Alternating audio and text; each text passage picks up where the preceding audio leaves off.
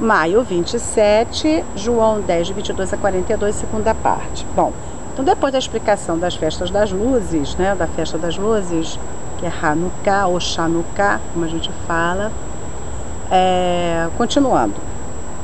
Jesus andava passeando no templo, no alpendre de Salomão. O alpendre é uma espécie de varanda, de é uma varandinha, né? Uma coisa assim meio coberta, uma plataforma, vamos dizer, coberta, chamada alpendre de Salomão. Rodearam-no, pois, as autoridades judaicas e disseram-lhe: até quando terás a nossa alma suspensa? Quer dizer, até quando você vai fazer suspense com a gente? Afinal de contas, tu és o Messias ou não é? Se tu és o Messias, dizes nolo abertamente. Diz logo se você é ou não é. Respondeu-lhe Jesus: já vô-lo tenho dito, e não o credes. As obras que eu faço em nome de meu Pai, essas testificam de mim. Essas obras dizem se eu sou ou não sou o Messias. Mas vós não credes, porque não sois das minhas ovelhas, como já vô-lo tenho dito. As minhas ovelhas ouvem a minha voz, e eu as conheço, e elas me seguem. Como eu expliquei, ovelhinha só segue o seu pastor. Já me contaram uma vez que quando tem um rebanho, assim, eles misturam os pastores lá em Israel, eles ficam conversando uns com os outros, misturam os rebanhos das ovelhas. Todas se misturam quando eles estão conversando. Na hora de ir embora, cada um vai para um lado e as suas ovelhas seguem ele. Nenhuma delas segue o outro. Cada uma segue o seu pastor. Interessante isso, né? Interessante mesmo. Bom, aí eu lhes dou a vida eterna e nunca hão de perecer, e ninguém as arrebatará da minha mão. Eu lhes dou a vida eterna e nunca hão de perecer, e ninguém as arrebatará da minha mão. Vida eterna pelo seguinte, porque a morte não é o fim da vida. A morte é o fim da experiência de vida aqui na Terra. Ela não termina com a vida, porque a vida não termina, a vida é eterna. A vida é eterna. A morte, quando nós experimentamos a morte, é simplesmente o término da nossa experiência de vida aqui na Terra. Mas a vida continua. Continua para quem tem Deus, para quem aceita Jesus como Messias. Aí você continua.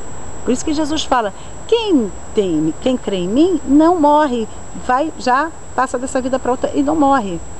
Quem não crê em mim, mesmo que esteja vivo, está morto. Às vezes é difícil de entender isso, mas às vezes é fácil.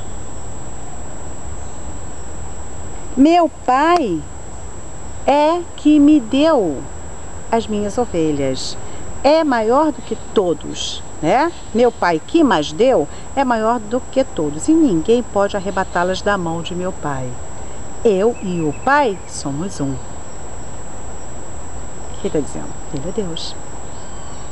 Eu e o Pai somos um. Nós temos a mesma mente, nós temos o mesmo entendimento, nós temos a mesma sintonia, nós temos o mesmo amor. O que une as pessoas é o amor. É o amor, é o que todos nós buscamos e queremos, amor. Todos nós queremos amar e ser amado. Todos queremos isso. E Jesus vem falando: nós somos um. Você só tem unidade quando há amor, não é? O homem e a mulher, quando se amam, são casados, eles se amam verdadeiramente, eles são como um. Você olha, nossa, eles até se parecem. Por quê? Porque há uma unidade do amor. Jesus está falando: eu e o Pai somos um. Então, se ninguém tira do Pai, ninguém tira de mim, minhas ovelhas. Os judeus, as autoridades judaicas, pegaram então outra vez em pedras para o apedrejar. Respondeu-lhe Jesus: tenho-vos mostrado muitas obras boas procedentes de meu Pai. Por qual destas obras me apedrejais? E as autoridades eclesiásticas religiosas responderam, dizendo-lhe: não te apedrejamos por alguma obra boa, mas pela blasfêmia, porque sendo tu homem, te fazes Deus a ti mesmo. Respondeu-lhes Jesus: não está escrito na vossa lei: eu disse, sois deuses?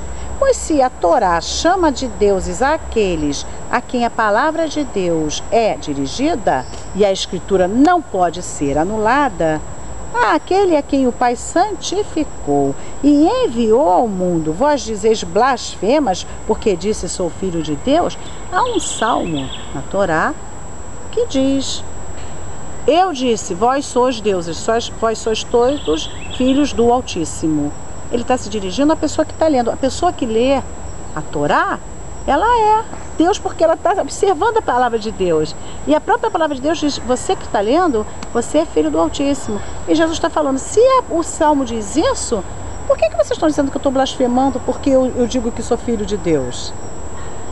Eles nunca tinham argumento contra Jesus, nunca tinham. Por isso que eles apelaram para a ignorância, né? Aquele a quem o Pai santificou e enviou ao mundo, vós dizeis blasfemas, porque disse sou filho de Deus. Se não faço as obras de meu Pai, não me acrediteis.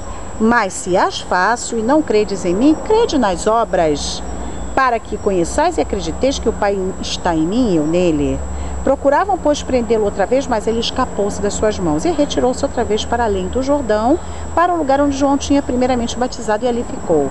E muitos iam ter com ele e diziam: na verdade, João não fez sinal algum, mas tudo quanto João disse deste era verdade. Porque João falava dele, né? E muitos ali creram nele.